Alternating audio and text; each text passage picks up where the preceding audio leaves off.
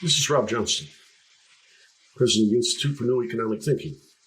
I'm here today with a longtime friend and INET scholar, Bill Lazonick, who's a professor of emeritus at University of Mass at Lowell, and has been, very involved in many, many things, stock buybacks and the nature of pharmaceutical intellectual property rights and all kinds of issues.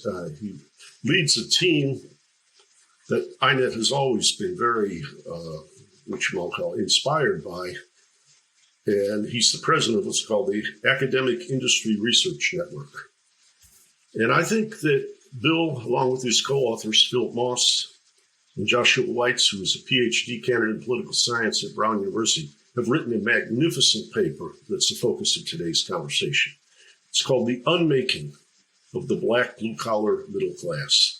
It came out in May and available on the INET website. But Bill, I'm just kind of, first of all, thank you for being with me.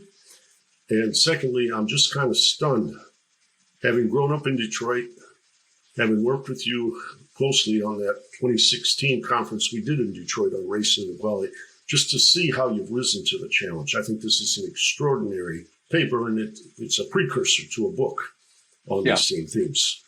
But tell me, what inspired you? What got you to dig deep in this particular realm of concern? Well, first of all, as an economist, I really started out, as a graduate student in the early 70s, and then once I became a faculty member I was at Harvard and then Columbia before I went to Umass Lowell. I'd say up to the early 90s, I was really focused a lot on labor. So I wrote a book, came out with Harvard University Press in 1990 called Competitive Advantage on the Shop Floor, which was about the transformation of employment relations.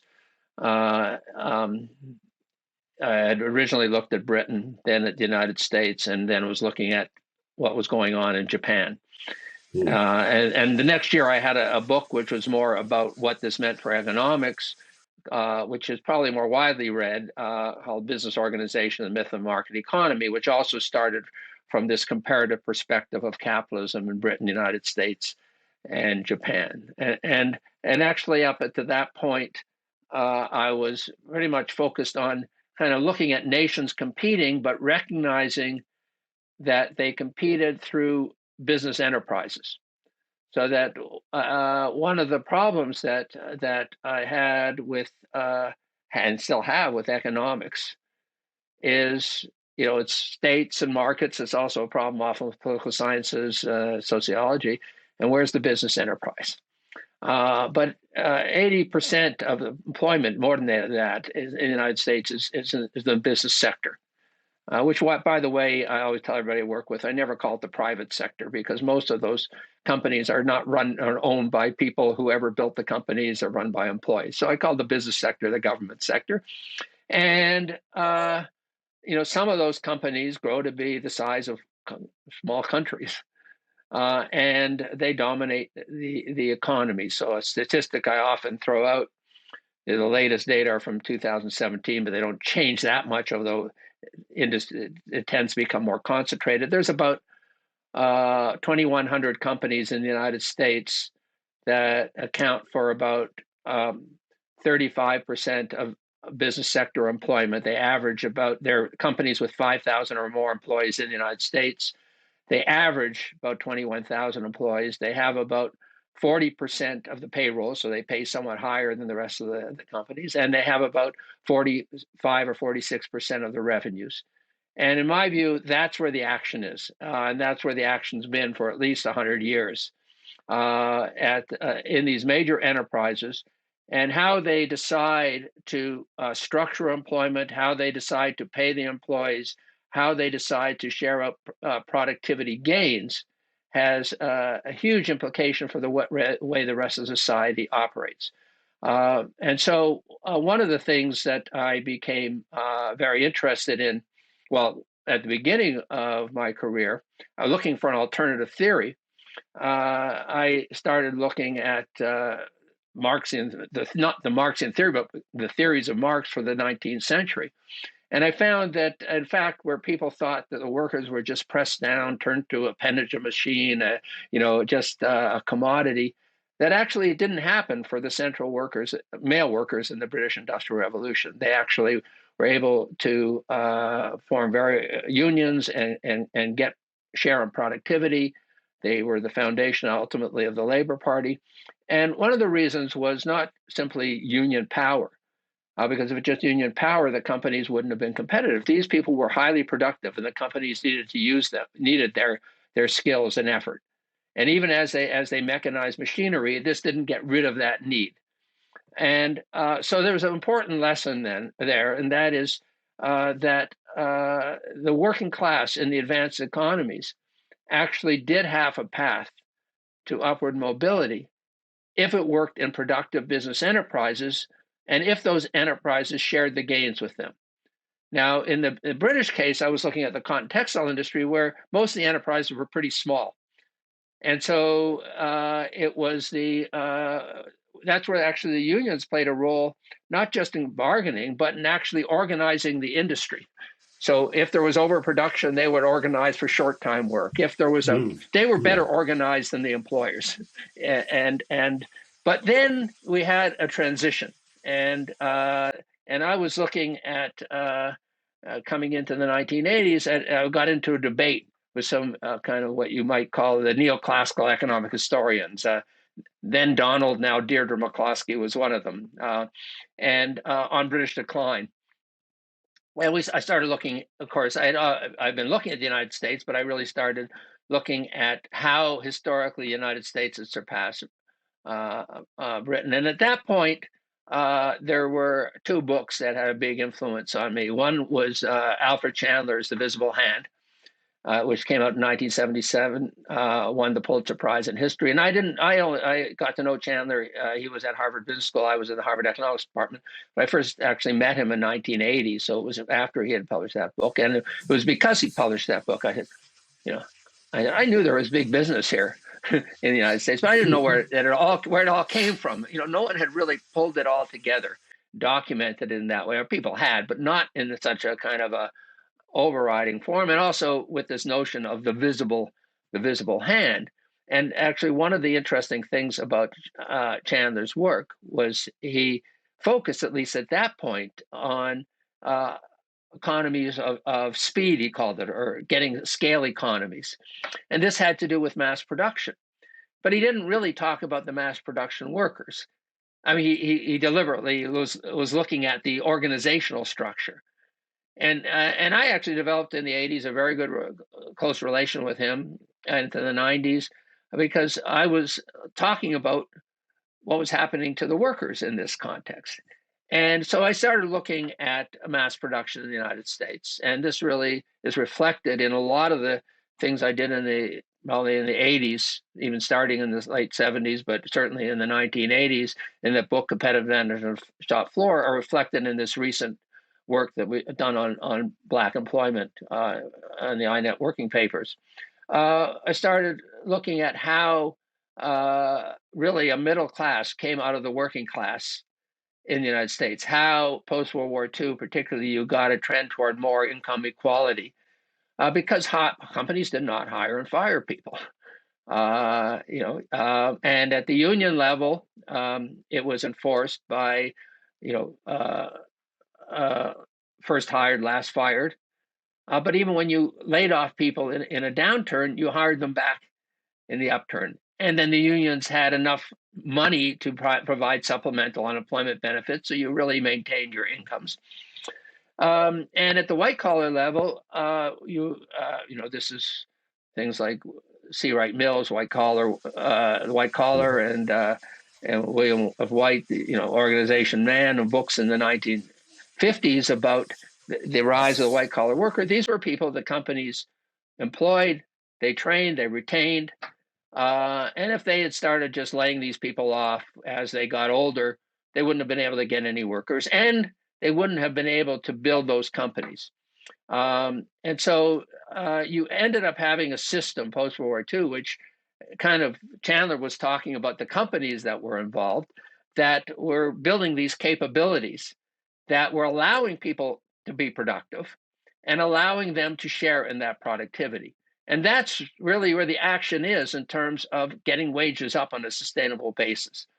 Because one way of looking at it is when you say people need jobs, they don't need jobs for a year or two. They need jobs for now 30, 40 years that have enough productivity that they can, make decent wages and be able to save enough for a couple decades of retirement. That's what an advanced economy does when it operates properly. And that's for all its problems, imperialism, whatever, racism, and, the United States was building this economy based on integrating people into these companies and creating a middle class. And that meant that people, other parts of industry, smaller firms, they had to try to meet those wage demands. It also led to certain things that are particularly because of the strength of that system in the United States, where we have problems now. I mean, those companies were the ones that provided pensions and they provided health care. And so the system as a whole didn't have to really worry about pensions and health care at a national level because the companies providing them. And here's where it really, comes what I did earlier, which was not really, I was interested in the race dimension of it, but had not been able to dig into it deeply enough to really understand it. This is where doing this work over the last number of years, and I guess about 6 years now, we really understood it, is that that really was structured as a white man's world. It was not structured in a way that said, oh, we want to employ everybody in this system. And so there was a highly divided system on the basis of race that exists, as we all know. And although it started to break down in various ways post-World War II, it was only in the 60s and 70s that there was some dramatic change. And the timing is important because when the change occurred, Blacks were able to move into a lot of these good jobs, particularly at the blue collar level, that required high school educations at most, that whites had been in, that where there's still a strong demand. There was upward mobility from blue collar to white collar intergenerationally among whites, and there was very low level of employment. There was still, although you had the opening up of some employment by the 1965 Immigration Act, it was still highly restrictive, and it particularly in the 60s was one of the, I think, the lowest level of immigration. I think is the lowest level of immigration in the United States. I meant to say, and so the field was open for, you might say, the indigenous population, Blacks, to move up. Hispanics were just starting to move in the economy, mainly things like coming into the 60s Bracero program in agriculture, but not and a lot of undocumented immigrants, etc., but not the moving so much into these kind of jobs. Now, the other I mentioned there are two books that influenced me, and the other was a book by economist Edith Penrose on the theory of the growth of the firm, which came out in 1959. Is really theoretically parallel to Chandler's history, and came out around the same time as his first book, Strategy and Structure, in 1962. And that really said the firm grows because it invests in capabilities, and it treats these capabilities at any point in time as unused labor services. So when you have these capabilities, you don't just throw them away. And I saw that in mass production that extended to the blue collar level. Now, to make sure that didn't happen, the unions got seniority as a fundamental principle of employment in virtually every wage bargain and every contract that existed in the United States. But basically, people, once they had a job with a company, it was very hard to lose that job. Now, a lot of economists might say, well, then they're not going to be productive, but that's not the case. There always might have been some people might be productive. You might have some people that need a lot of supervision, etc. But basically, there was a lot of incentive to work hard, to get overtime pay, to have, to basically, there's a set of norms really that set in that got relatively high levels of productivity. And people started seeing this show up in their pay packages, the stability of their pay packages, health benefits. They could afford to buy cars, they could afford to move to the suburbs, and education was virtually free in the public higher education public system, the land grant college system throughout the United States. And so there was a sense of, yeah, you're going to work hard, but there was something coming out of this, both for yourselves and for your children. And that's what blacks were able to move into in the 1960s and 1970s. And the first is actually basically, but except for the conclusion, there is actually now, this would be the fourth working paper on this project that we have with INET. And there's one more that's already virtually done. Hopefully we'll get it done, finish it in the next month or so, but it's basically written on the barriers to blacks moving into STEM occupations, moving into the white collar work. But the critical thing that we started seeing was that when this change started occurring in the 1960s, well, first of all, and this virtually everybody who writes on this agrees with this, that there was an unusual demand for blue collar workers. There was low levels of immigration, and there was a civil rights movement, and they came together. And so even when and in some ways, I would say the civil rights movement could take place because corporate America needed black workers. So and of course Martin Luther King, March on Washington was for freedom and jobs. And so when we started doing this look at this project, first of all, the first paper we put out, which is actually at the conference, not in 2016, and we did a hell of a lot of research since then. So we were just really getting our perspective at that time and figuring out where to get the data from and really digging in. But it was called the Equal Employment Opportunity Omission. And the omission was that it was assumed when the Equal Opportunity Commission was set up after coming out of the Civil Rights Act, that when a company employed somebody, a major company, they would have long-term employment. They would have stability of employment, either at the blue collar or white collar level. And insofar as you had this upward mobility, which you did, a significant scale of a portion, not all, but a portion of the black young black population into these good blue collar jobs, it was because this is a system that was in place at the time in the 60s. That when you got the job, you would get seniority. You would, as you stayed there, the job would become more secure. If you got a white collar job, you would be trained. You would be moved to some new opportunities, etc. And there were lots of opportunities because these companies were going to move up the ladder. Now, one of the,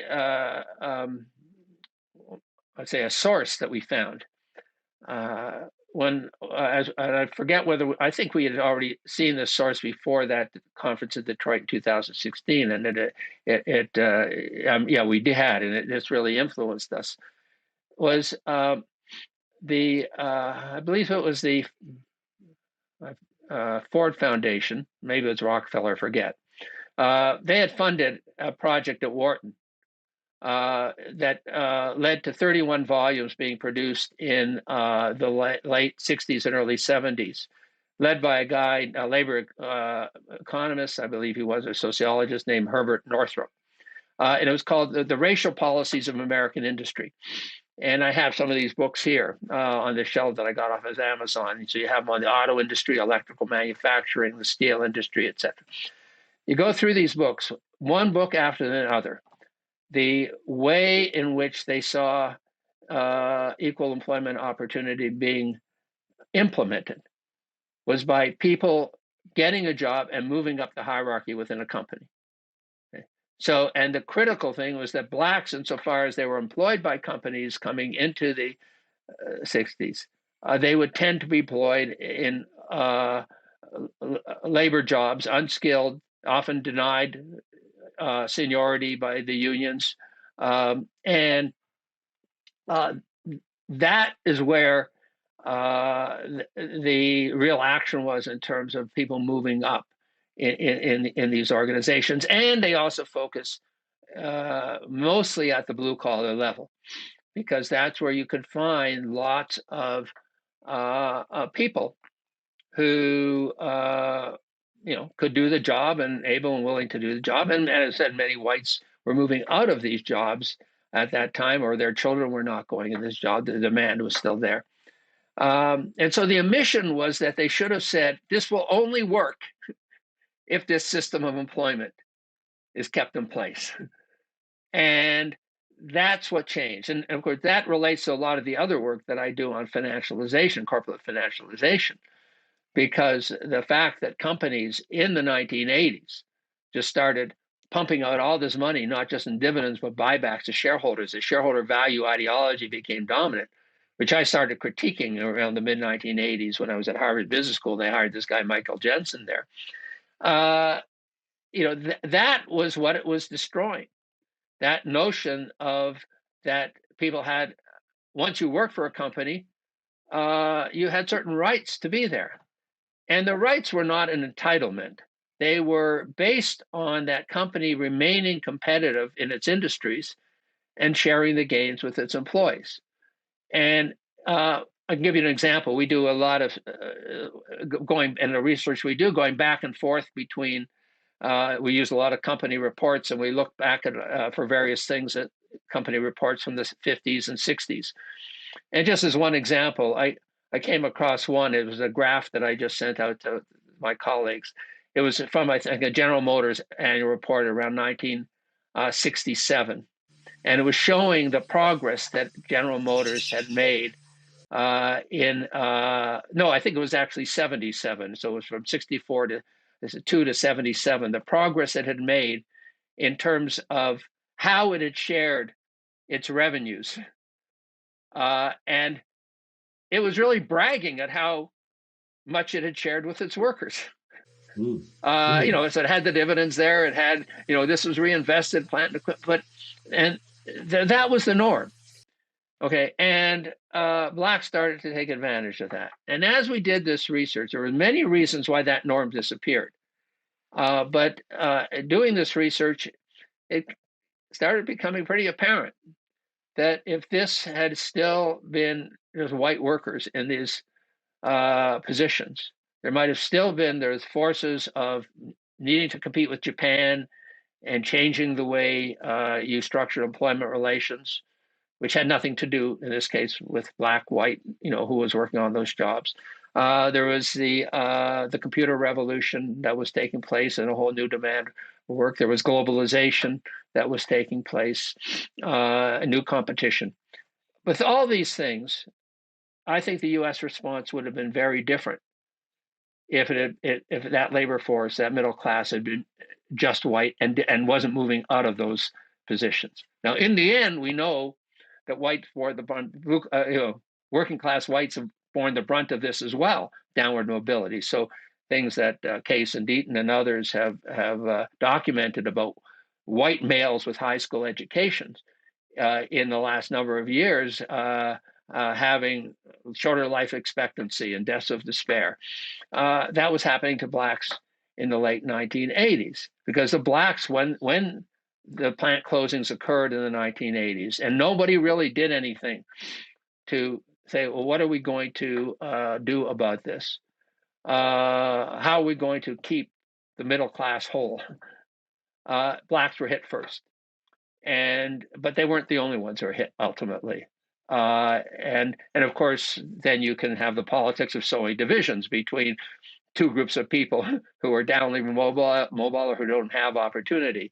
And I think overwhelmingly the literature on sociological literature on mobility. So when there's upward mobility, there's those differences don't matter as much. There are a lot of books that I remember, like Christopher Lasch, The True and Only Heaven, about how, if you will, to use a religious analogy, if you delay gratification, we will invest in productivity and we will all experience deliverance. As globalization takes place, delaying gratification ended up creating, which you know better than anybody, stock buybacks and people being laid off and plants being built in other places. And all of a sudden, I did the sacrifice part, but I didn't get the dividend part. Finally, as you've talked about in this paper and other places, the infrastructure, which you might call the rungs in the ladder, public universities that were cheap. When I was a senior in high school, for the fall of 1975 to 1976, it cost $600 a year to go to the University of Michigan. And so all of the, how they say, the promise was starting to evaporate. And as you said, blacks were viewed as others. They weren't creating the feedback politically that as humans that they deserved. But then it deepened. Not only did you not have the steady employment for opportunity, but the places to go for your children to go to a higher level started to be dismantled. And it started becoming extreme, the inflation of tuition. And of course, what you had was when I was a grad student in the early 70s at Harvard, I had some scholarships, but it was still pretty cheap. When I was at MIT, it was between $4,000 and $5,000 a year, all up, including where you lived. In fact, I came to Harvard. I had a master's degree from London School of Economics in economics, and I came to Harvard to do a PhD. And the rule at Harvard is that before you do your PhD and you'd get through all your exams, they will give you a master's degree. It doesn't mean anything, but it's a master's degree from Harvard. And then when you do your thesis and everything, you get your PhD. And it turned out that because I had done the master's degree at LLC, I was able to get around having to take a certain number of the courses at the graduate level. And I was able to basically finish my coursework in 1 year at Harvard. Now, Harvard had a rule, a totally bureaucratic rule, that for each degree you had to have 1 year of full tuition, not partial tuition. And so I didn't want it. It would cost me an extra $1,800 to get the master's degree. So I said, no, thanks. But that basically what ended up happening in the 80s, as we all know, is that the private universities started raising their tuitions, and the public universities followed suit, and the state legislature said, oh, no, people can afford these things. And what is basically a public service and available to virtually everybody who could, in a sense, make the grade, now became hugely expensive. And then I could never understand, particularly since I grew up in Canada, and actually two of my daughters grew up in Sweden, where they pay you to go to university. These extortionate rates coming from the government on student loans. I mean, I could never, it just doesn't make sense. So there was clearly now.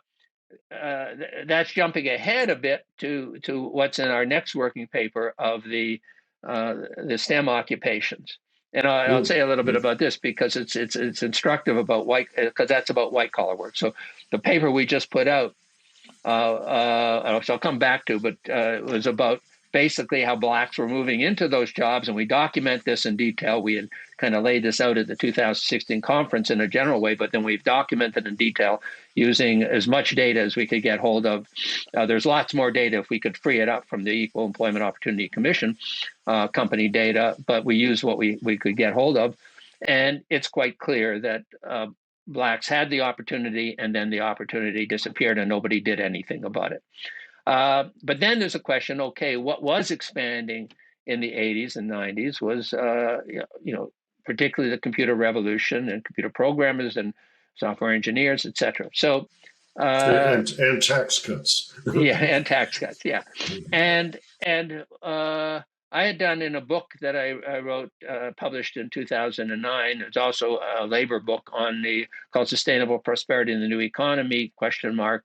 High tech, it was on a business organization, high tech employment in the United States, which I did with the Upjohn Institute. I had looked at the tech companies.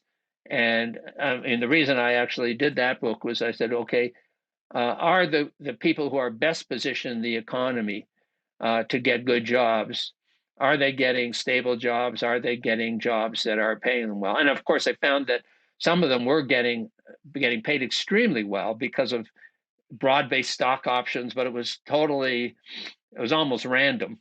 But the insecurity was great through globalization.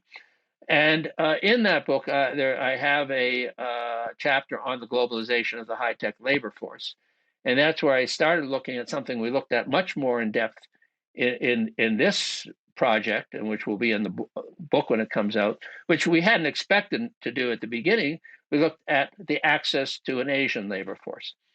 And, with all the stuff going on between the United States and China and United States, Asia more generally, we owe great debt to Asia for educating their labor force. And we basically had immigration laws, particularly the Immigration Act of 1990 and the H-1B change in H-1B visas and L-1 visas that cherry-picked the highly educated labor force. Now that's coming back to haunt the United States in some ways, because many of those people have ended up going back, and a lot of the capabilities that they say we're giving away, to the Chinese and others, there are people going back who have got education here, got experience here. Now, blacks they're going back to set up firms that compete with our firms. Yeah, sure. I mean, if you take, that's where the pressure comes. That's one way in which it's occurring. Of course, not everybody left those countries, but and one of the remarkable things is at the time when we were letting go of really upgrading the education of everybody, they were hell bent on it. And even though they had brain drain, Korea and Taiwan and India, at least for a portion of the population, China, were doing this. Now, when we actually, it turned out that the access to the data on who's employed by these companies, Apple, Amazon, Microsoft, Intel, etc., became much more available from about 2014, and some of it's still coming out, although when Trump got elected, they stopped issuing it. It's the data that they report every year to the Equal Employment Opportunity Commission on race, ethnicity, gender, and it's about 10 different hierarchical categories.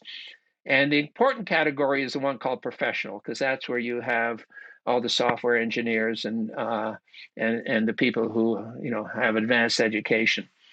And you can see in the numbers that they wouldn't be able to exist without the Asian labor force. And good for the Asians, who had that education and were able to come here. But it meant that it let all these companies off the hook for paying the taxes, supporting the upgrading of the American labor force. And it wasn't just blacks, it was whites. But again, if it had been whites who were hit, just whites, there might have been a different political coalition. We can't prove this. Okay, now, there was, when we looked at the data, there were two companies that were exceptions in terms of not, so roughly you might find it, and I'm not giving the exact numbers, but at Apple and Intel and Amazon and Alphabet, at the professional level, you might see that blacks are maybe 1.5%, 2% of the professionals. They're about 12% of the population. Except for two companies, IBM and Hewlett Packard, which is now two companies, but the companies that was Hewlett Packard, the companies are, they have about 4.5 or 5%, maybe higher. So it's appreciably higher. Now, why? Well, I started going back when we discovered this. Now, I should say that IBM did not release these data. But what happened was when I was writing that other book, Sustainable Prosperity in the New Economy, IBM was companies had started putting out these global citizenship reports or responsibility reports to show that they had diversity. And so IBM on its website would have, and I guess it would have the data it was giving to the Equal Employment Opportunity Commission. And I got that data and I downloaded it from 1996 to 2008, which is lucky because when IBM got to the point where only 25% of its employees around 2008 were in the United States, and it didn't want people to see this, you were able to figure out, because that was data were only US employees, you could figure out how many in the United States. They didn't want to report that. They wiped it all out. And they didn't subsequently issue anymore. But when we look at those data, which are recent enough to see it, we see this very high proportion at IBM, much higher, still underrepresented, but much higher than other companies. And we also see it at HP. So I went back and looked at the annual reports of IBM and HP. And HP, it showed up particularly well, because HP was at the heart of Silicon Valley. As soon as the EEOC was put in place, they started writing about this. And, you could say, well, they're paying lip service to it. They weren't, because they realized that if they could get the best Black employees, and they could be the place where Black employees wanted to go, that this was not just a service to the country, it was a service to them. They were going to get damn good people. And HP in particular documented this year by year by year. In fact, they started putting the numbers into their reports. And so I could have a table that reports on this. They call it minorities, but it's mainly Blacks. They stopped reporting it around 1989, I think, when they found there were enough Asians around that they also stopped worrying about recruiting Blacks. And IBM and Hewlett Packard became IBM in the early 90s, Hewlett Packard about a decade later, became what I call the downside distribute companies. They just started laying off lots of workers. They had been epitomized the companies that gave you lifetime employment. Hewlett Packard, the heart of Silicon Valley, it was employment security. It was called the HP way. IBM, it was famous for that. They had changed completely, but despite those changes, you still see this legacy of a much higher proportion of Blacks in these higher levels. So I think it's something to dig into further, but I think the role models were there, and the lines of recruitment were there, and it was very difficult to break through that. So we discussed that. So hopefully people will read it. We come out with this, but we go through, how all these barriers to upward mobility were put in place, which have to do with education, social networks, and what these companies are doing. But the real opportunity for whites was not simply that white working, employees just all of a sudden were sending their kids to college. It was this intergenerational trajectory of getting a middle class income for someone who might have been an immigrant, might have been second generation, but had no more than a high school education, and was going to work in a semi-skilled job, not necessarily a skilled job, and had steady pay and employment security to afford a middle class standard of living, and with the public universities there, where you could send your kids, and there could be this upward mobility. And that was, again, that's what we saw, the omission. That world had to stay in place for Blacks really to take full advantage of it. As long as it did stay in place, and it stayed in place long enough in the 60s and into the 70s, that we could actually see this movement. And you could see the progress. And between particularly 64 and 74 was probably the most progress that Blacks had ever made. Everybody agrees with it. And that's why William Julius Wilson wrote this book, which is based on data up to 1974, came out in 1978, called The Declining Significance of Race. He then, of course, wrote a book when in the 90s when work disappears, the truly disadvantaged, and he said, he recognized the fragility of this upward mobility of blacks. It basically did something that we've documented, I'd say, in somewhat more detail, looking more at particular industry, with the auto industry in particular. And he then saw the downward mobility. The other thing that we saw wasn't just downward mobility. It was really a debilitating downward mobility. And at the last part of the working paper we just put out is called From Production to Mass Incarceration. And you don't necessarily see the exact, you'd have to do a lot more work to see, who is going from having a blue collar job to being in jail. But all the social problems which arose because of this lack of upward mobility, and this lack of, not everybody was moving out of the inner cities, but enough people having the prospects of moving out of the inner cities and moving up into the mainstream, which was what Wilson was talking about in that 1978 book, that disappeared. And of course, that led to also the crackdown. I mean, we know that the war on drugs was, the drugs were there, but the war on drugs was kind of manufactured to crack down on the victims. And of course, this is a big difference with the opioid crisis. The police have not cracking down on the victims. They're trying to actually have the drugs available to save them. There's been plenty of documentation about that. So, but that really undermined, you weren't going to get rid of all the racism in U.S. society. You weren't going to get rid of all the inequality, but this pathway toward the middle class and toward intergenerational upward mobility had been put in place. And it was almost like society said, no, that was not meant for you. And said, sorry. Now, it didn't happen quite that way because something that I'd focused on in earlier work that I did, which was very important in this, which was the coming of Japanese competition. In the 70s, people were saying, oh, it's because they work harder, the low wages. And I was watching this and saw that the wages were going up. The yen was strengthening, the hours were shortening. And it was mainly first from business schools and from some companies, including the auto companies, went to Japan. And they saw, no, they have a different system there. And they put skills on the shop floor. And they're just part like of an integrated system. Deming. Yeah, Deming came out of that. Yeah. And of course, and all the and by the 80s they were not just it wasn't simply their manufacturing mass manufacturing, it was the management methods that were being exported.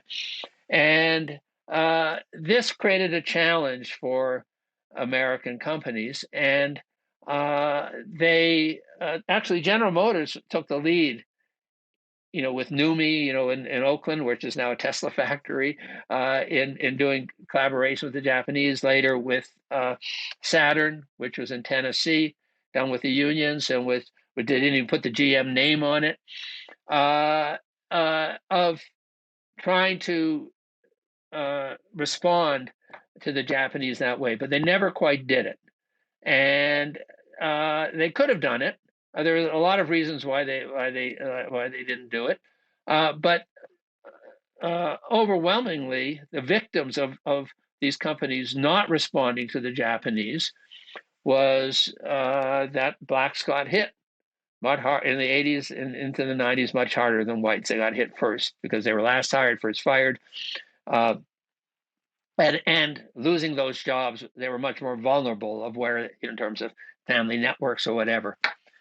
Unfortunately, and we document this in the book, stuff that I'd looked at before, but the Japanese, when particularly after the export restraints in 1985, when they started investing, building plants in the U.S. in 1983, they were almost all greenfield plants, and they were done in places where there weren't many blacks. And the Japanese did not hire blacks.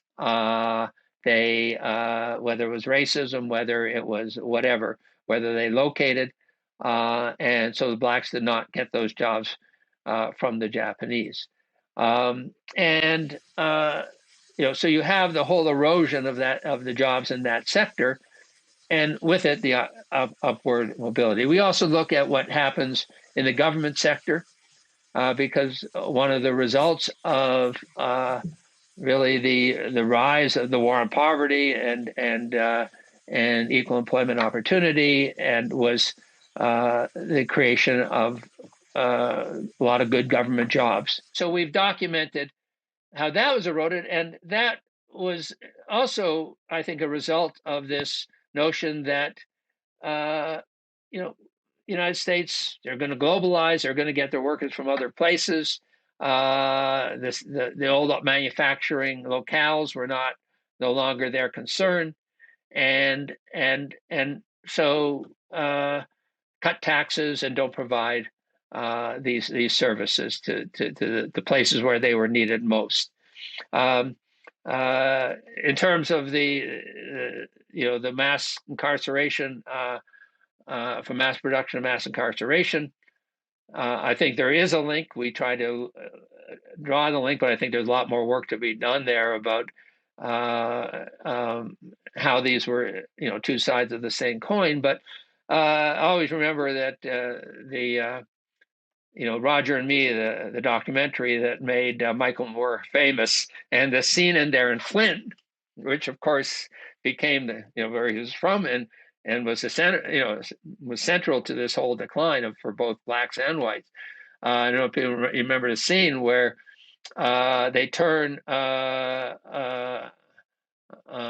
up a new jail, and all the elites are coming there from the city, and they're with jail with cocktails and jail stripes on them, celebrating the opening of the new jail. And Moore goes into the fact that he didn't focus so much on race, but that both the inmates and the people who were guarding them were former blue collar workers, or people who would have had jobs in the plant. So he made that connection, as he's made many other connections which are related to this. So there was this downward mobility, but it became really ugly. I think because of race, and then there's also ultimately it's related to the different ways in which companies were governed. And so all the work I've done on financialization is really about not just how the rich get richer, but the fact that if you're going to get a strong middle class, you have to share the gains with your employees. And that comes through employment stability, better jobs over time. When you have productivity increases, you have pay increases. And of course, there's this chart which I've used for some time that EPI has put out on that gap between productivity. Oh yeah, and I'm on their board. Yeah. And of course, all the timing is the same. Yep. It all starts in the Yep. late 70s, early 80s, and the graph grows bigger. And when I see those wages tracking productivity growth in terms of percentages in the first, 46 to the late 70s in their chart, that's because companies were keeping people employed. Now, actually, EPI doesn't focus on that, but that's what it was about. They focus on the unions, but they don't focus on that essential part of that employment relation. And the gap comes when companies say it's not our responsibility. And basically, they started looking for reasons why it was not their responsibility before the people in the business school started saying companies should maximize shareholder value.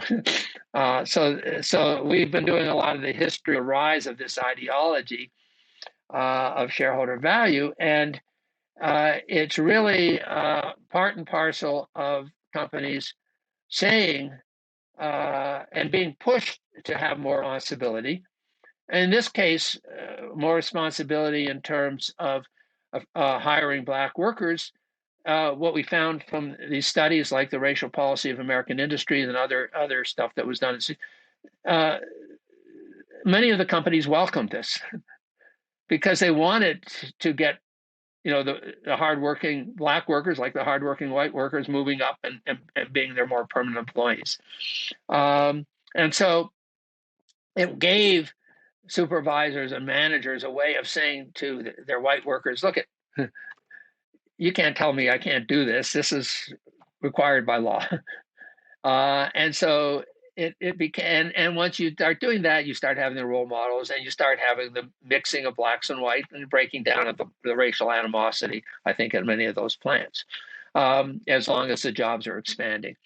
And now it didn't just evaporate because of the decline of U.S. manufacturing. It evaporated because in the process of decline, major companies said, we just don't have responsibility to keeping workers employed. And the CEO who took the lead in that was Jack Welch at GE, himself from a white working class background. And he never actually, in his 20 years as being the CEO of GE, they never used the annual report where we have to create value for our shareholders. And he had an interview in 2009 where he said, shareholder value, that's not a strategy. That's just, if you do the stuff for your workers, for your products, et cetera. To some extent, it was bullshit, but it's coming from him. But what he really did in 1981 is he said, we're only going to be in industries in which we're number one or number two. Now, by that time, GE had become a totally unwieldy conglomerate in dozens and dozens of different industries, and that had no relation to one another. And where they were number one or number two with aircraft engines, medical equipment, and power systems, where they're still, number one or number two.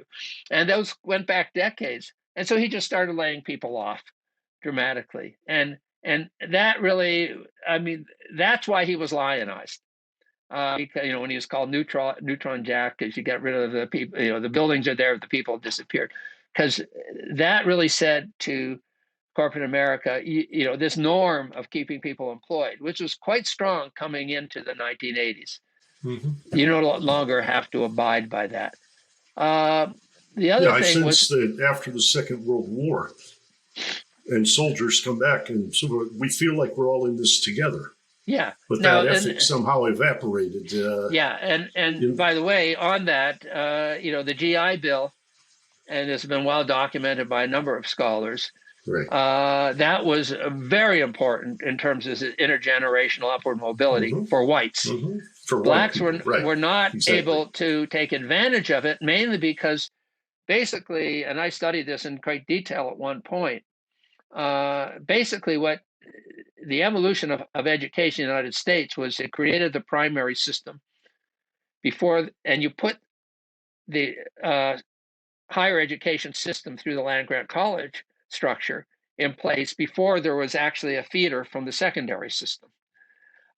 So it really was only after, starting in the 1930s, and after World War II, you really started filling that in. And so there were enough whites who had a high school education, and they could apply to get the GI Bill to go to college and stuff. But for blacks, there was this barrier, and so they actually, it's been well documented, fell further behind at that point because of that.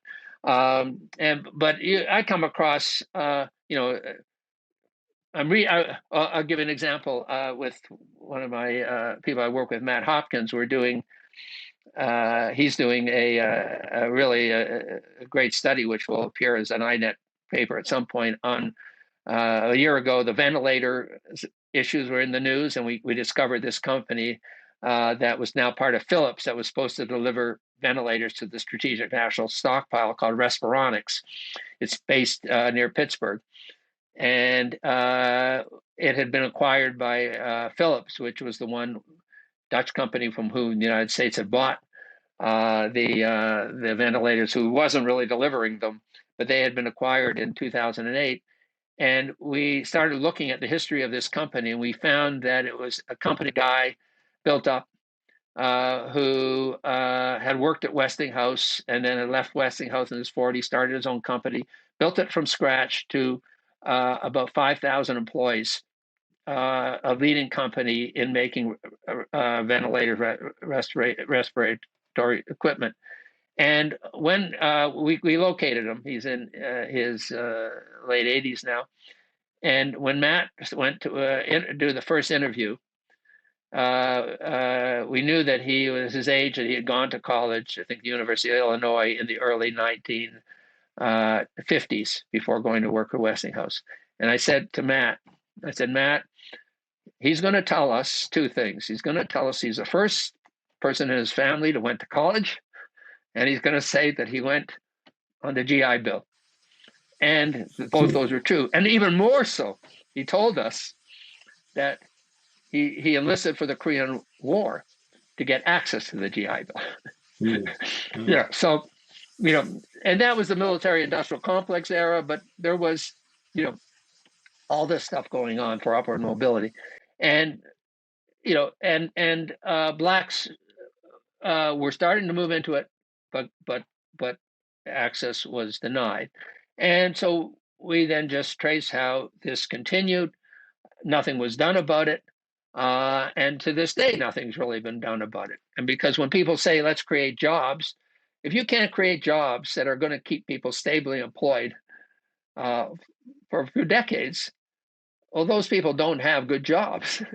And there's, if you're not looking out to see, who's losing those jobs and when, then you're not, the society isn't making sure that you're going to have good jobs. And actually, a lot of the people who lose those good jobs are university educated people who are in their 40s and 50s, and companies lay off. And they said, okay, we need younger people. We are globalizing. We can get people from other parts of the world, et cetera. And even though they're expanding, they're laying off people. Now, that became the norm, as I said, with these old economy companies. But then what really cemented it was, which I look at in this book I wrote in 2009 on the rise of the new economy business model, the rise of companies like Oracle, Apple, Cisco, et cetera, because they didn't do manufacturing by and large. Well, Intel did, of course, with its fabrications, but and of course, the CEO of Apple, his claim to fame, Tim Cook, is that he told Steve Jobs, "Here's how you can get China to do our mass manufacturing of our devices," and made Foxconn into a world leader, and also, by the way, made TSMC, the semiconductor company, into a world leader by outsourcing.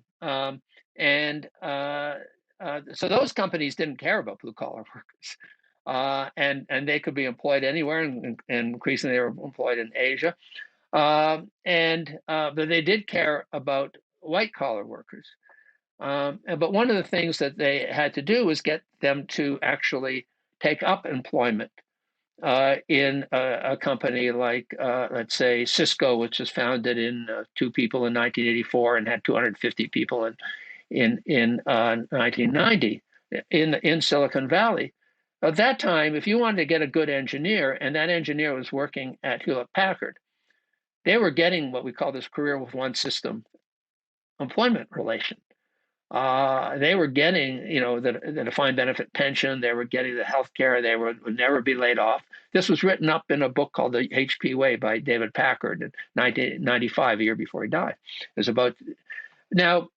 So you couldn't say to them, "Oh, we're going to give you, this career employment," because you don't know if you're going to be around next year or the year after. So they gave them stock options, and actually, the rise of stock options. I mean, there's a whole other history with Matt Hopkins in particular. I've written about this. The rise of stock options as a mode of compensation really didn't come at the CEO level. Primarily in the 80s, it was broad-based stock options to try to attract employees away from secure employment with the old economy companies to come to the new economy companies. And as those companies grew bigger, supporting their stock price was very important. So when they started having a lot of profit, they didn't pay dividends, but they started doing buybacks, originally to support the stock price and then that just became a disease. And Apple, has done 426 billion of buybacks since 2013. It's a crime, and it's just paying people to sell their stock and boost their stock price. It may seem disconnected from the black employment argument, but it's totally connected. It was just a total reversal in norms. And also the rise of shareholder value ideology before it actually started getting enunciated. You can see it, there's articles where they looked at hits in the Wall Street Journal and New York Times, other places, only from about 85. I think it has a lot to do with Harvard University Business School hiring this guy, Michael Jensen, who I call the academic cheerleader for shareholder value ideology. He really put it on the map. Who was the gentleman that wrote the book, The Golden Parachute? I remember about Harvard Business School. The Golden Passport, Duff McDonald. Golden Passport. Yeah. I'm sorry. Yeah. Yes. Yeah. I remember some of your objections were featured in that text as well. He actually, I told him the story which he wrote about, more or less correctly. It was also in a Newsweek article about how I was banned from Harvard Business School by Michael Jensen in 1992, which actually happened. But in any case, that was it was pretty well entrenched, the notion they had to ban me from Harvard Business School from coming to seminars there. I was at Barnard at the time. It was a longer story, but the thing is that really changed. But really, what changed it was this obscure rule that Ken Jacobson and I were trying to finish our paper on this, and a colleague, Lenore Palladino, has written a lot on this as well. Rule 10b-18 by the SEC, which was captured by the Chicago Economists in 1982, which allowed these large-scale buybacks. We call it a license to loot, and now everybody talks about it because we've got it out there, and there's a debate about it, and there's a lot of defenders of buybacks that are constantly out there as well. But basically, this. No one was saying at that time, there wasn't really much discussion of companies should be run for shareholders. But in fact, they gave them a tool to do this, a critical tool, the SEC. And it was done basically because actually fundamentally, it's related to this whole story as well. Again, people might not see the direct connection. The critical issue, and it's a reason why liberals have not responded to this problem of what we call the looting of the industrial corporation, is that if you ask 99.9% of economists, how do companies get funded? They'd say the stock market. And it's not true. The stock market is a way of taking money out of companies, not putting money into companies. Doesn't mean you can never raise money on the stock market. And biotech companies do it when they're very speculative. But for venture capitalists, which is private equity, it's an exit strategy.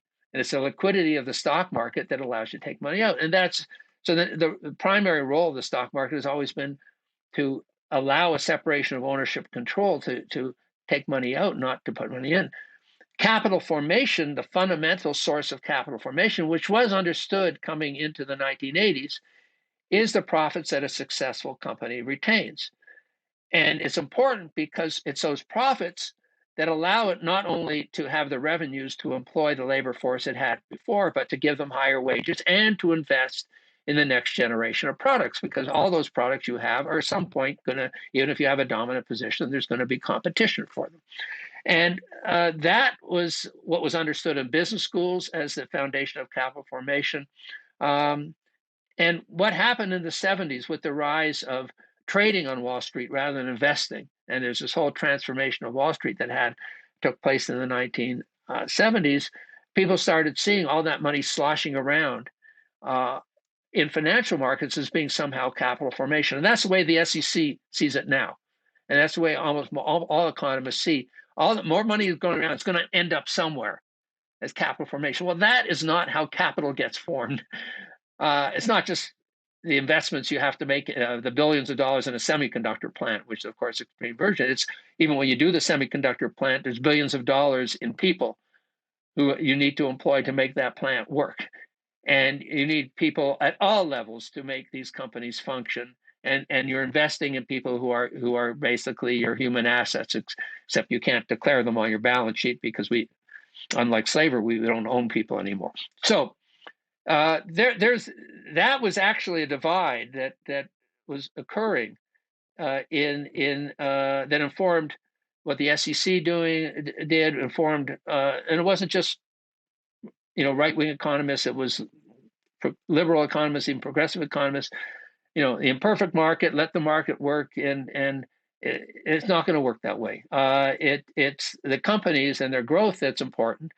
And now, looking at it at this point in time, one thing I advocate getting rid of buybacks. It's just a complete kind of looting that's going on, totally unnecessary, and totally, you can pay people dividends for holding shares, give people who are fortunate enough to have shares, but not everybody, at least a stream of retirement income. They're better off if the companies are well managed when they want to sell the shares later, if they're not doing buyback. But the other side of it, that is this notion of a career with one company, having done this project and having looked at the whole globalization process, I wouldn't say, well, we can recreate that now. We can't, because there's too much. We did that in a particular context and it wasn't just done in the United States, but where it was really closed economies, building themselves up behind tariff barriers or behind, or the United States having this lead in terms of the military-industrial complex, and really goes back to all the research that companies had done, as well as government, particularly companies. The 1930s was the greatest decade, one of the greatest decades for research in the history of the United States. Companies were laying off their blue-collar workers, but they were doing all this research, which positioned the United States for World War II and then for the endless frontier after that. Okay, we can't go back to that. So what it means is that government policy has an even bigger role to play in ensuring these careers of people over time. And they have to be careers if you're going to have an advanced economy. Now, you can't also create those blue collar jobs where basically they can be done anywhere around the world. They have to be careers where people have more and more experience, expertise. Not everybody's going to get them, and so you have to have minimum wages and things like that. I'm totally for that, but you have to have a lower and lower proportion of the population, or smaller proportion, dependent on on those low wages. And of course, it's been just the opposite. People have been pushed out of the decent paying jobs into low wage jobs. Decent paying jobs been made low wage jobs. So, but the other side is you can't just do that with government. It has to have the collaboration of business, and so you have to have this change in business norm. And it's so far gone now. Is it norms or is it laws and regulations that I think it's norms them to shift their norms? I think it's norms, because it's just so unchallenged, even when and this is looking at the buyback phenomenon. Yeah. And I've written about this in some INET papers of various types. I mean, I got Apple all over the place here. My kids just gave me an Apple Watch, so I'm even more dug into the Apple ecosystem. So, and I got these another daughter gave me Apple AirPods and all this stuff. Okay, that's fine. But the fact is that that company is evil. And wait for an INET paper that I have coming out on the semiconductor industry, because, as I said, TSMC, which is now by far the world leader in semiconductor fabrication, got there because of its Apple contracts from 2015. About 25% of their revenues are Apple, from Apple, and they killed the Huawei smartphones through U.S. government policies, which I think Apple had a role in as well. Apple, back in 2010, there was a guy named Mark Lapidus. I've never met the guy, but he's a very well-known writer in digital electronic news magazines and stuff like this. He wrote an article that said that what Steve Jobs should do, now that they were so profitable, was invest in a fab. And Apple, which, as I said, has spent $400 $26 billion or something like that in buybacks since 2013, cheerleaded most recently by Warren Buffett. They could have spent at that point 4 billion, 5 billion. Now it's 10 or 15 billion, but it would have been a fraction of what it's spending on buybacks. It didn't. It could have done it at a separate company and had their own fabrication facilities. And you would not have Taiwan being a world leader in that industry. No, actually, Taiwan's now going to build TSMC because the pressure is going to build a big plant in Arizona. But it's still, geopolitics of it is that's where the action is, and at Samsung, they could have done that. Now, why didn't they do it? It wasn't that they had to start spending as much as $73 billion a year and buying back their stock. And it wasn't simply that on their board, which I point out all the time, and I'm always happy to point out, but no journalists seem to want to take this up, that they have people who can't think about better uses they could have put to that money. Because the longest serving board member is a guy named Arthur Levinson, who was the head of Genentech, which is, of course, a hugely successful American company that was protected by the stock market by being owned by Roche, a Swiss company.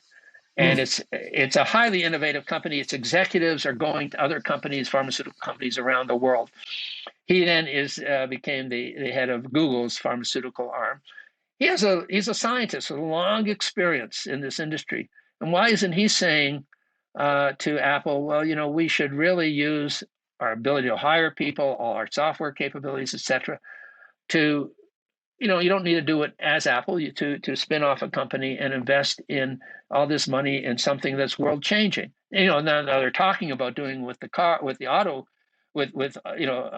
self-driving cars, and that's because the stock market's booming for EV stocks and stuff like that. But they could have done that with in a whole number of other areas. The second longest serving board member, and this is why I can't then say it's not about laws, it's really just about a failure of norms, and a failure of norms not just among conservatives, but I would say across the board. Second longest serving board member is Al Gore. He's been there since 2003. So he's been there for 3 years before he came out with his movie, An Inconvenient Truth. In the years he was there, Apple went from being moderately profitable to being hugely profitable. We've written about this. They did not do buybacks. They did not pay dividends. When they started doing that buybacks and dividends after Steve Jobs left in 1985 to 1997, they almost went bankrupt. And when Steve Jobs came back, he stopped that stuff. It's hard to say what Jobs would have done if he had still been there, if he hadn't died in 2011. But they don't say anything about these things. They don't, well, why are we doing this? They don't give a reason for why they're doing $73 billion in buybacks. They call it their capital return program. So I've often say the only time Apple ever got money from the stock market was in its IPO in 1980 when it got $97 million. So who was it returning capital to? Warren Buffett, who on paper doubled his money from 36 or 7 billion to about 74 billion in the run-up of Apple stock. Well, since 2016, they've been doing $55 billion a year in buybacks. He's never contributed 1 penny to Apple. He just bought Apple shares. And he's supposed to be our patient capitalist. He's just cheerleading this stuff. So the people who should know better, and actually, if you hear Warren Buffett when he starts talking about Berkshire Hathaway, he said, well, yeah, we actually just plowed back our earnings. Berkshire Hathaway never paid a dividend. Berkshire Hathaway employs 390,000 people, mainly because, unlike Jack Welch, they've actually protected the companies that they brought into the conglomerate, and they left the managers in place. And this has been enormously profitable because they didn't try to squeeze those. They've left those. It's actually almost in Berkshire Hathaway's constitution that they leave the managers in place when you acquire the company. So they kind of protected that old economy model in a way. I'm not sure that Buffett really understands that, but so that's where I have a problem, that people who should know better don't seem to know better on these issues. and they will then come to the Black Lives Matter movement when after George Floyd was killed in plain sight, and we put in one of our INET papers on the ventilators. We put in the stuff about Apple coming up with $100 million for a racial justice program in but almost exactly a year ago. So a few weeks, when the Black Lives Matter movement surged, but it was a tiny fraction of what it had spent on buybacks, even from August of 2019 when it signed the Business Roundtable statement about stakeholders and all this bullshit. So, and of course, so they're not walking the walk at all. They'll come in when need be. They'll distance themselves from the people who say that Trump, was elected for about 2 or 3 weeks, in terms of their ads, in terms of their support, etc. And then they'll all come running back and they'll forget about it. And of course, those are the people who are rich. Those are people who have influence, and they're about as far away as they can be, not just from the black working class, from the white working class at this point. That, yeah. So I think now, obviously, the laws that end up being put in place reflect Yes. those. As you and my friend Tom Ferguson would say, that the laws aren't made independently from the concentration of wealth. And so they reflect then the regulatory appointments and the enforcement of laws all reflect this, where the power lies in relation to the political system, which is very dependent on money. Yeah, so let me just give you one example related to what I just said. So it's Rule 10b-18, which is an obscure rule passed without public comment by the SEC, by 5 commissioners, with one person arguing against it, a guy named John Evans, who was a Nixon appointee, but an old school type guy who said this is going to allow companies to manipulate the stock market. They got him to go along with it ultimately, and then the chair of the SEC, Shad, kicked him off the commission the year later. They adopted this highly consequential rule until I wrote an article in Harvard Business Review in 2014 that got a lot of publicity. No one really had talked about that rule in Congress. There had been one discussion of buybacks by Schumer and Menendez and a few others in 2008 when the oil companies were doing lots of buybacks. The only case I can find, but they never really said why are they allowed to do this. Now you have Tammy Baldwin has something called the Reward Work Act, which would rescind that rule. It would recognize that it's looting. Where that will go, it's hard to say, but at least we have that being debated. If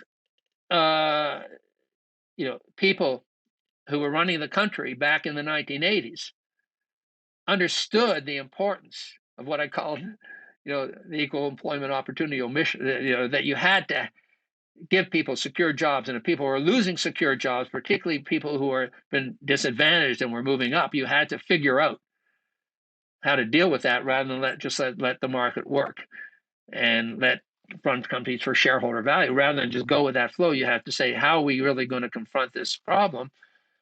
I think they looked at the SEC and said, no, that's not a very good idea. Yeah. So the timing of when the SEC did this as well is interesting. And it is actually at the beginning of the longest stock market boom in, at least at that point in U.S. history, up until So I think, this relationship between what these companies want and how they're really changing what we do and changing what some of the agencies do, even before at a point. I mean, it's kind of astonishing. Either this notion that companies spending trillions of money just trying to prop up their stock price so people can sell their shares. Either that doesn't matter, or if it matters, it's kind of crazy that it's a rule adopted under the radar in 1982 that was revised once in 2003, but really that legislators had never objected to, and no one said, "Hey, what's going on here?" Except somebody who just kind of has a screwed up view of the economy, like me, which came, I think, going back full circle to seeing that how important companies are in terms of people's employment, how important that stability is over time, that what I call the retain and reinvest is over time. So that's really where the action is. And that's, I think, what we have to be able to say. These three white guys, after all, writing this book on Black employment, I think what we have to say comes from that insight of the importance of that kind of employment relation to the rise of the white middle class, and how blacks got to take part in it until they couldn't take part in it, and then nobody worried about it. And in fact, it was just the opposite. This is a major concern. A man named Arjun Jadhav and I wrote a paper about how, if you look geographically at the variations in economic activity, meaning downturns produce despair. Survey evidence, when the economy goes down, despair goes up. But what we did was we mapped that in the geographic locations with indicators of racial animosity. And when despair goes up, racial animosity goes up. What we call otherness, they blame, they scapegoat. Why don't you and him go fight while the other guys make the money? And I think that we're in a place now where as you're painting this portrait today, and you're such a deep and thorough researcher, but it makes me understand not the end game, but the attraction to electing Donald Trump. People were so despairing. They're so despondent. The cauldron of racial animosity has been taken to the boil, that it feels like the wheels have come off the world, and power isn't talking about a sustainable trajectory. And I'm not saying he was the answer. You might say seduce and abandon would be the but the system is rigged, is what this man said, to get elected. And in my hometown of Detroit, white-collar people were saying, this is the first guy who's ever said anything about the big three management not producing jobs, when he spoke to the Economic Club of Detroit just after he had the nomination. These people, even though they're doctors and lawyers and accountants and MBAs and executives who are my childhood friends, are worried about their children being in that Rust Belt, that Michigan-like area, and not having a future. So what I guess I'm saying is it's getting larger and larger and larger. And then it feeds back into racial animosity, which I don't know. I can understand the despair. What I'm grappling with in guiding INET is how we realistically create solutions that put us back onto a healthy, humanistic trajectory. What does it require in education reform? What does it require in policy reform, tax reform? I think Janet Yellen's G7 gesture may not have gone as high a rate as you'd like to see, as Joe Stiglitz has emphasized since it's come out. But I think she was trying to turn the corner. And I look at how far out of balance things are in listening to what you say. And I'm just curious, because we got to close up here shortly, but if you were able to prescribe the remedy, the platform for the person running for president, in light of what you see and what you know, what does the healing regime look like? Yeah, well, interestingly enough, Joe Biden, I think does have a lot of empathy for the working class. I think there's absolutely no doubt about that. Appears, But the question is, can he turn that into policies that really get to the kind of working class that he says he knew, growing up, and of course, and it can't be done in the same way, and it can't be done with the same type of jobs. In fact, the challenges that the educational challenge, the upgrading challenge, the roles for community colleges are huge. For example, I think that's part of the funding of. There's a lot of elements to it.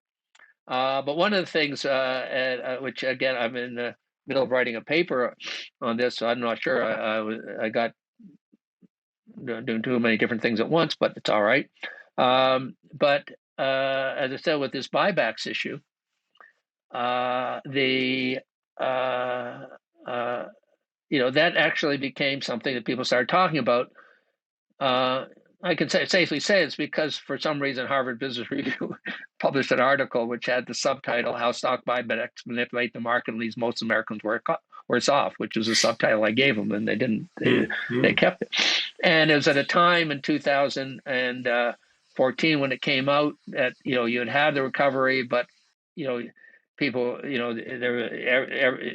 people were just being left out. And so it caught on, and he became a big fan of that article. I met with him twice about it, and he actually wrote an op-ed in the Wall Street Journal in September of 2016, and called it's on short-termism. It saps the economy. It's something like that. I don't call it really short-term. I call it value extraction, value creation, because I don't think it's a mindset of short-term, long-term. I said, who has the power? Who creates value? Workers and taxpayers are putting all this stuff in. Who takes it out? So we have this book, Predatory Value Extraction, which came out with which of course INET had a book party for, which hasn't really gotten any. It came out just before the pandemic. Really. It's like it doesn't exist, to tell you the truth. And I'm not sure exactly why, because the buyback stuff had way more discussion coming out of it. And recognizing, the work we were doing than I would have ever imagined, including Biden. Now, it's strangely absent now. And for example, the tax cut, of corporate tax cut from 35% to 21%. It was recognized on both sides that was going to be spent on buybacks, except on the Republican side, and maybe to some extent on the Democratic side, but mainly the Republican side said, so what? That's going to be good. That boosts the stock market. Democrats, actually led by Schumer, had it was called #GOP tax cap. It was all about don't let them do buybacks.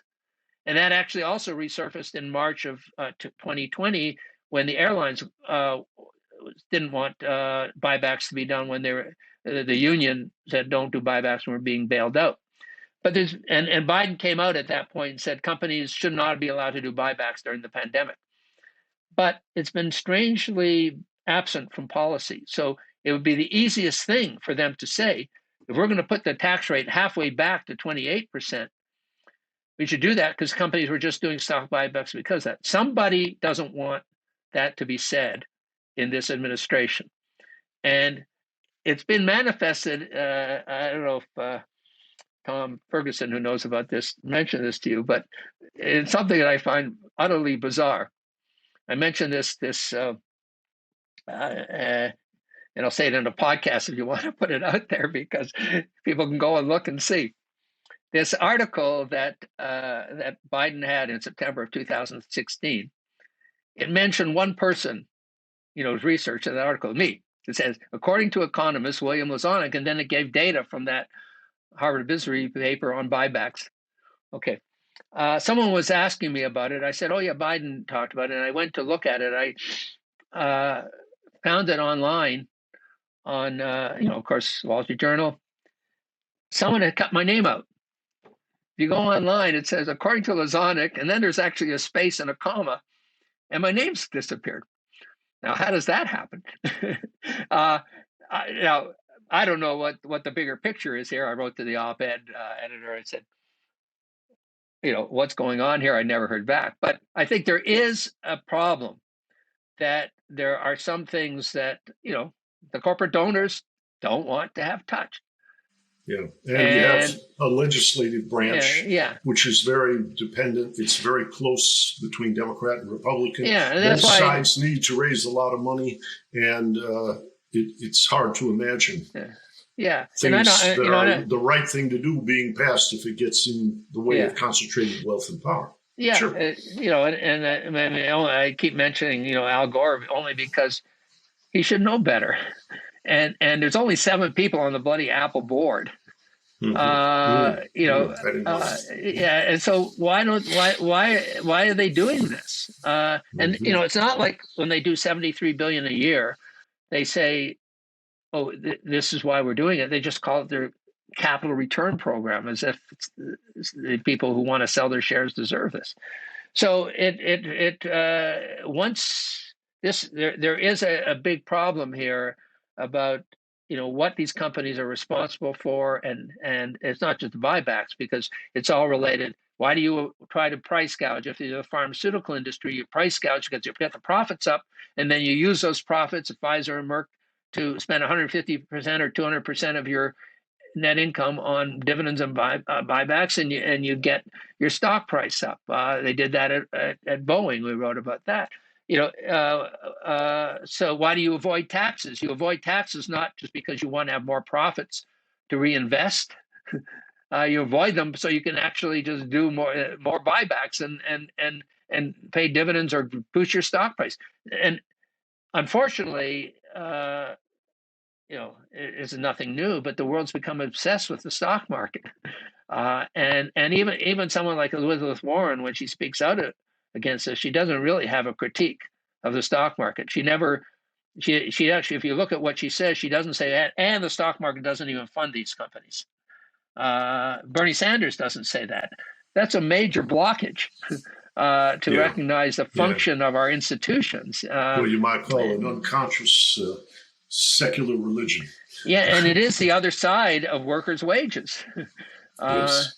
And unfortunately, even EPI, which has been in the forefront of writing about inequality and have written about executive pay, doesn't write about backs. I mean, I've talked to people there for years about it, but there's some blockage in terms of it's not simply I think just the elite. It's actually, when it comes to economists, there's just a total miseducation about the firm. Yeah. So there's a paper. I have this paper which I came out a year ago last January, called "Is the Most Unproductive Firm the Foundation of the Most Efficient Economy?" Which seems absurd, but that is what is taught in introductory economics courses. And I show in the paper the smoking gun, where Samuelson in his textbook was explaining that the more unproductive the workers are, the sooner the cost curve turns up. And the smaller the firm is, the more firms are in the industry, then you have perfect competition, and this is the best of all possible worlds. So then he realized what he was saying, and so he cut out the explanation of why the cost curve turns up. And this is what everybody's teaching students, about the firm. Now, what it says is the firm is impotent, and the markets are omnipotent. And so the firm is that's the way most economists, and liberal economists, even progressive economists, think. So that's a real blockage, I think, to seeing. So back to the question, it has to be reforms around corporate governance. It really, that's where the action is. That's where the money is, and that's where the income inequality is being created and the jobs are being lost. Mm-hmm. Well, I have to close here by referring people to a book that echoes, not as an economist, but a gentleman who studies theology named Eugene McCarraher, who I had on the podcast, and the title of his book is The Enchantments of Mammon. And I do believe that this, he's talking about how, particularly in anxious and tumultuous times, people create false idols to alleviate their anxiety, and they can be pretty resilient and cling to them. But alongside this now, there's a whole lot of turbulence in the sea, and it doesn't look like the boat's going to have smooth sailing until we have a wake-up call. And Bill, you were talking about, things keep getting stuck and this and that. Well, I think in one of the ways you're one of the plumbers for the 21st century that's going to get things flowing again. Okay, hopefully. Well, thanks for being here. I've got a lot of papers in the pipeline, so I have to. Well, keep them flowing and keep it up. And thank you for being here today. And let's take another chapter again soon. Yeah, and I should say thanks to INET, because INET, kind of this organization, the Academic Industry Research Network, and all these people I'm working with have grown up with INET, and we wouldn't be doing this stuff without INET. I can say that for sure.